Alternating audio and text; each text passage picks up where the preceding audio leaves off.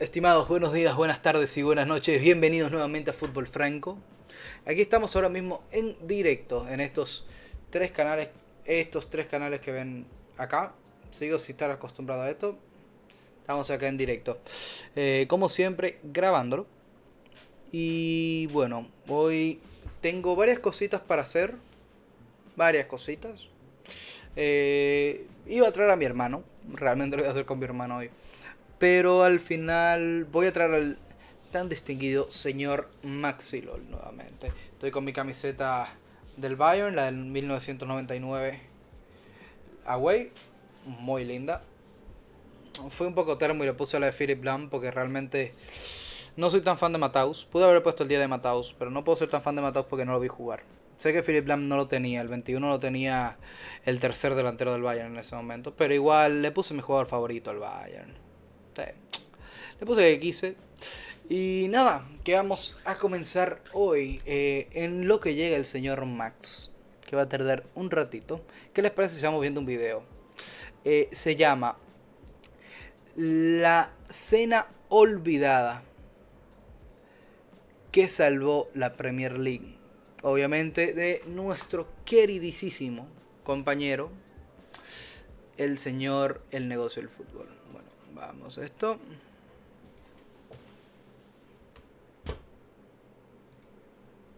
Sí.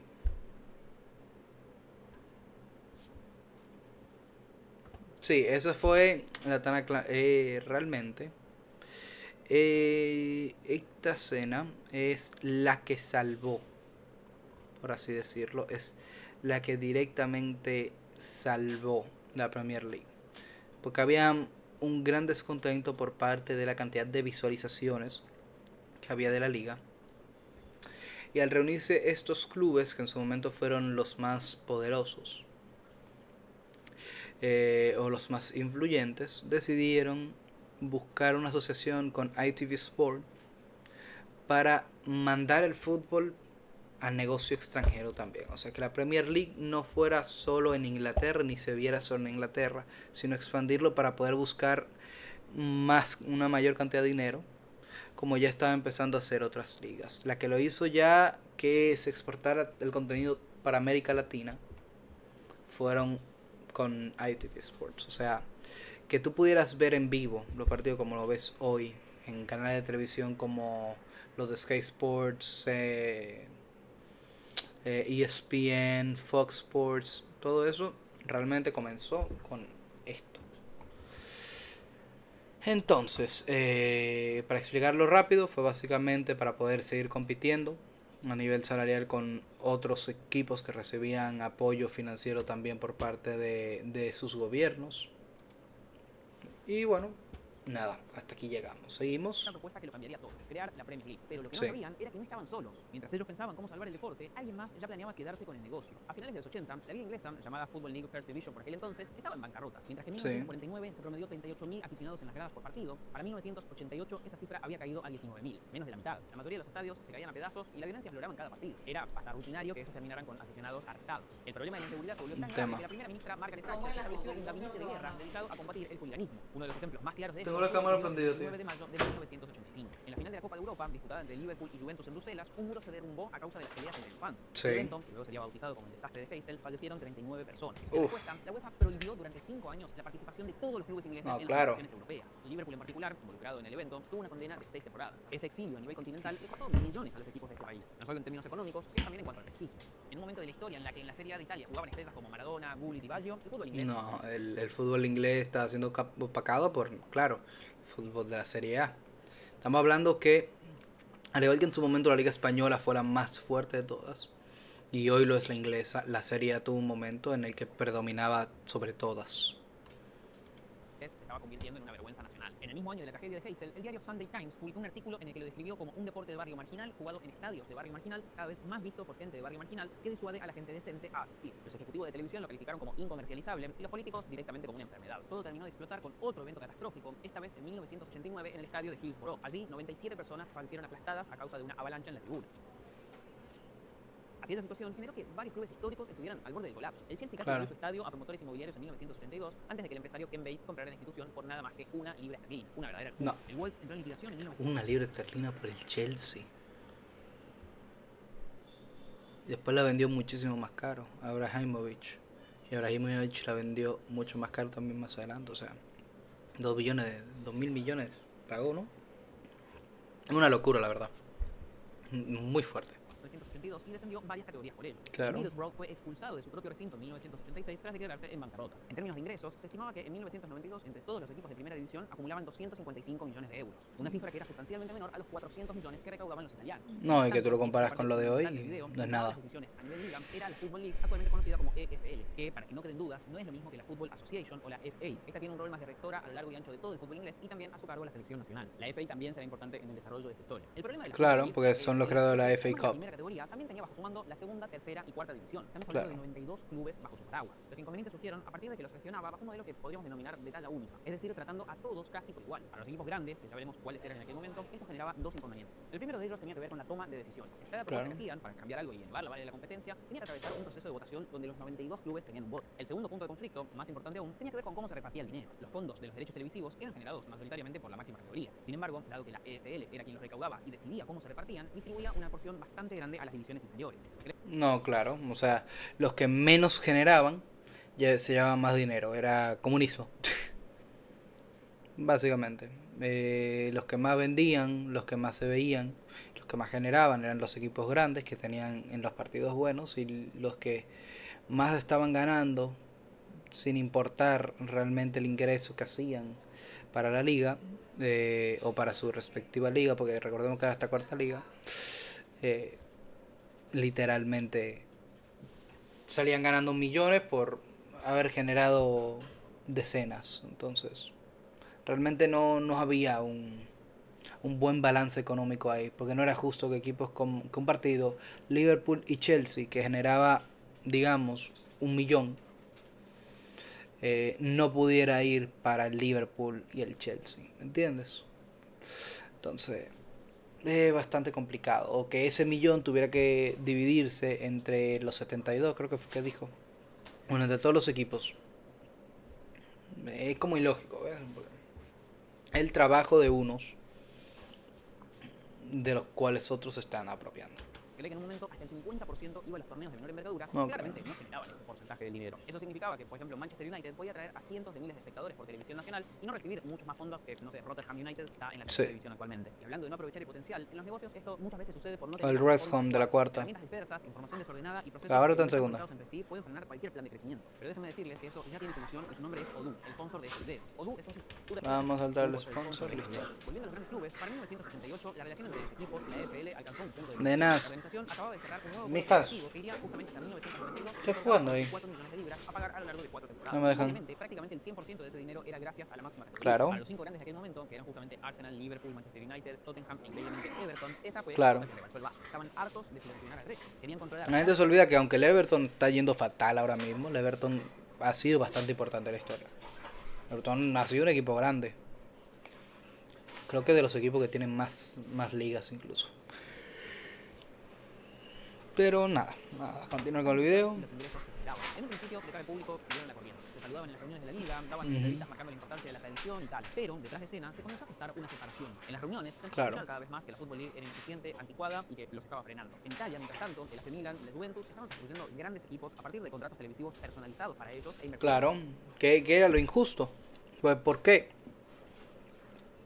Otros equipos grandes y que realmente tenían menos espectadores como la Juventus y el Milan en su momento, sí podían ser dueños de sus derechos televisivos, mientras que los equipos ingleses, sin importar realmente cuánto generaban sus partidos, ganaban miserias por los mismos. O sea, tenías plantillas muy igualadas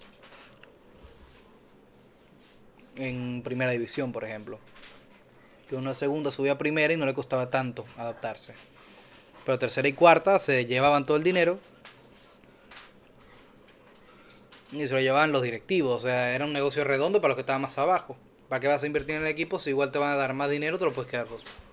No hacía sentido.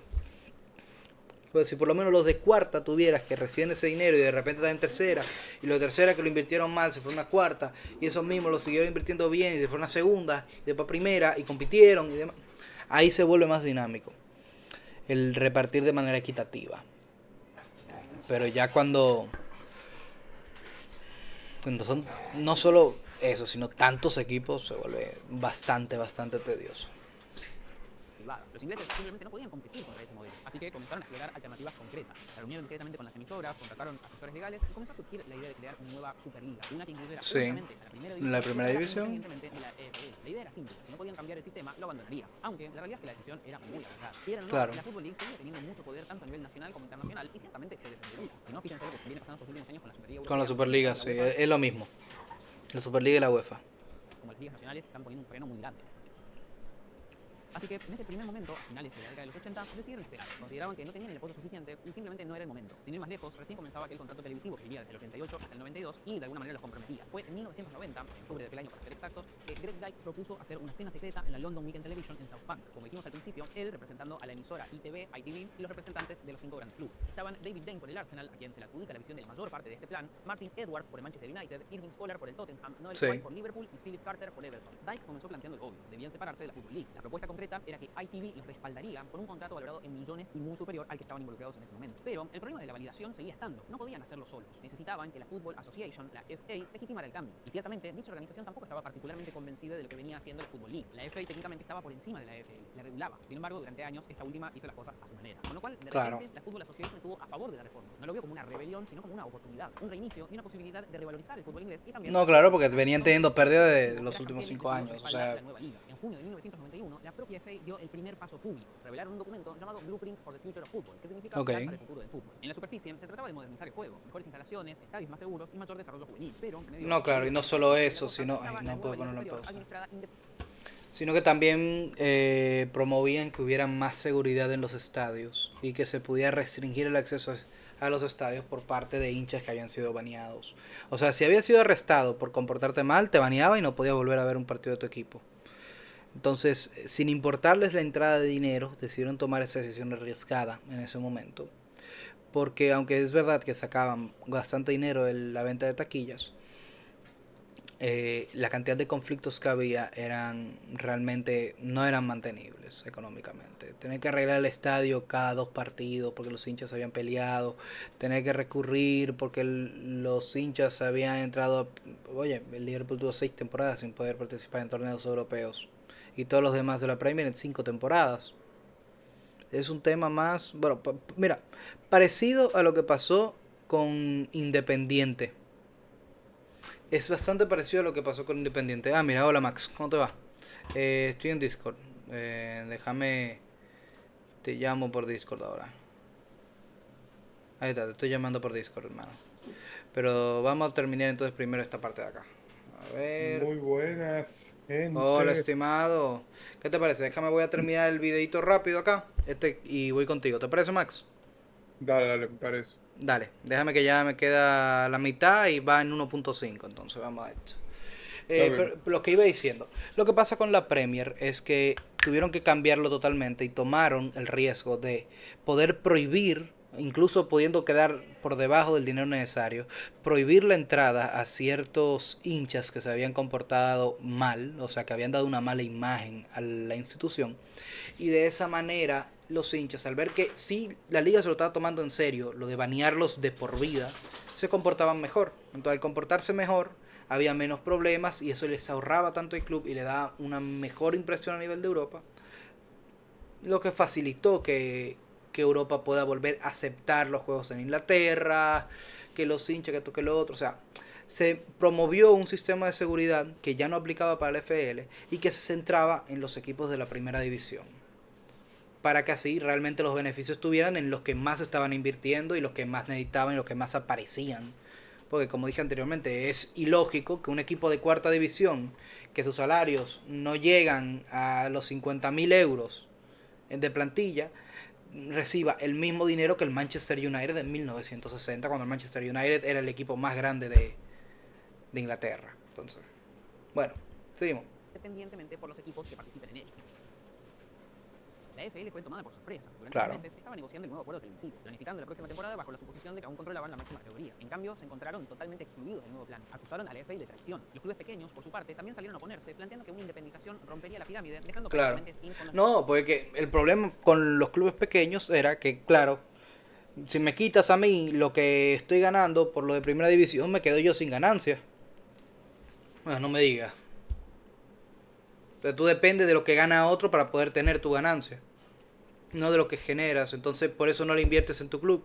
Porque no importa que tanto inviertas en tu club, siempre vas a seguir ganando el mismo dinero. Por eso te incomoda que otro, que es el que lo genera, sí pueda estar realmente ahí. Eso es lo que te molesta. Entonces, bueno. Aquí otro más que se ha baneado por acá. Vetado del canal.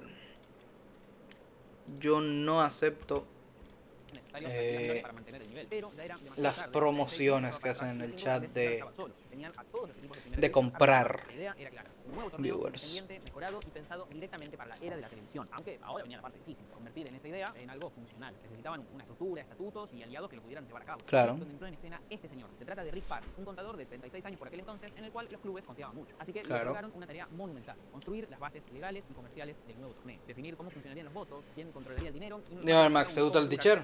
El teachercito nuevo mío del Bayern, 1999.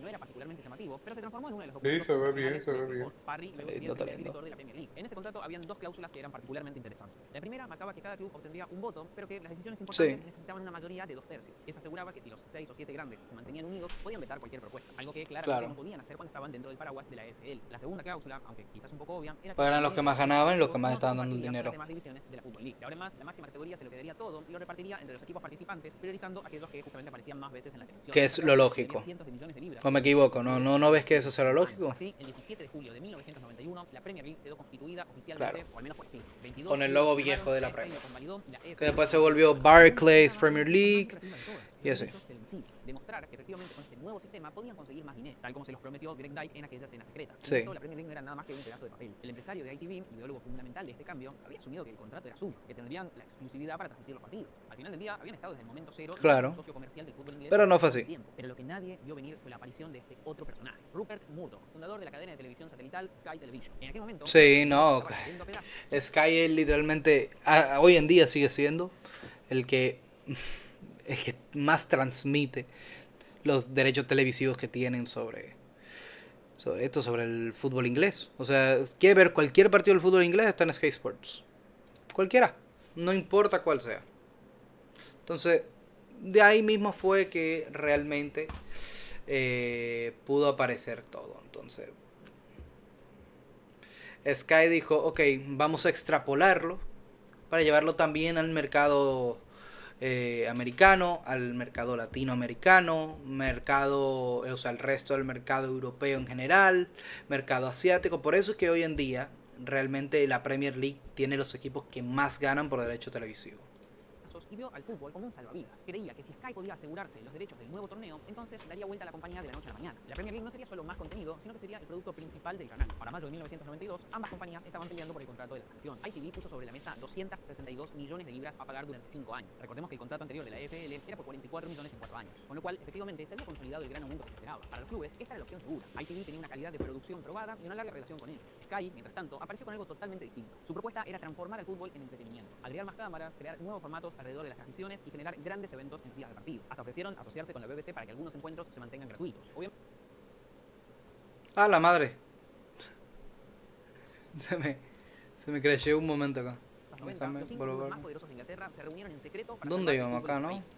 Funcional. Necesitaban una estructura, estatutos y aliados que lo pudieran llevar a cabo. Fue ahí donde entró en escena este señor. Se trata de No, Rick Parr, más un adelante, fundador de acá es que socio estábamos. comercial del Disculpen. fútbol inglés desde hace bastante tiempo. Pero lo que nadie vio venir fue la aparición de este otro personaje, Rupert Murdoch, fundador de la cadena de televisión satelital Sky Television. En aquel momento, la empresa de Murdoch se estaba cayendo a pedazos y vio al fútbol como un salvavidas. Creía que si Sky podía asegurarse los derechos No, del nuevo se me torneo, borró la entonces daría ruleta. vuelta a la compañía de la noche a la mañana. La Premier League no sería solo más contenido, sino que sería el producto principal del canal. Para mayo de 1992, ambas compañías estaban peleando por el contrato de transmisión. ITV puso sobre la mesa 262 millones de libras a pagar durante 5 años. Recordemos que el contrato anterior de la EFL era por 44 millones en 4 años, con lo cual efectivamente se había consolidado el gran aumento que se esperaba. Para los clubes, esta era la opción segura. ITV tenía una calidad de producción probada y una larga relación con ellos. Sky, mientras tanto, apareció con algo totalmente distinto. Su propuesta era transformar al fútbol en entretenimiento, agregar más cámaras, crear nuevos formatos alrededor de las transmisiones y generar grandes eventos en días de partido. Hasta ofrecieron asociarse con la BBC para que algunos encuentros se mantengan gratuitos. Obviamente eran promesas, no tenían el historial de su competidora como para respaldarlo. En un principio, los equipos se inclinaron por el ya conocido Greg Dyke. No fue hasta que Alan Sugar, presidente del Tottenham y cercano a la compañía Sky, hizo que esta mejorara la oferta. Según cuenta la historia, este los llamó para advertirles de que estaban por perder el contrato y que lo único que quedaba era sacar la chequera y escribir un número que fuera imposible de Perdón si no estoy comentando tanto acá, porque estoy rehaciendo.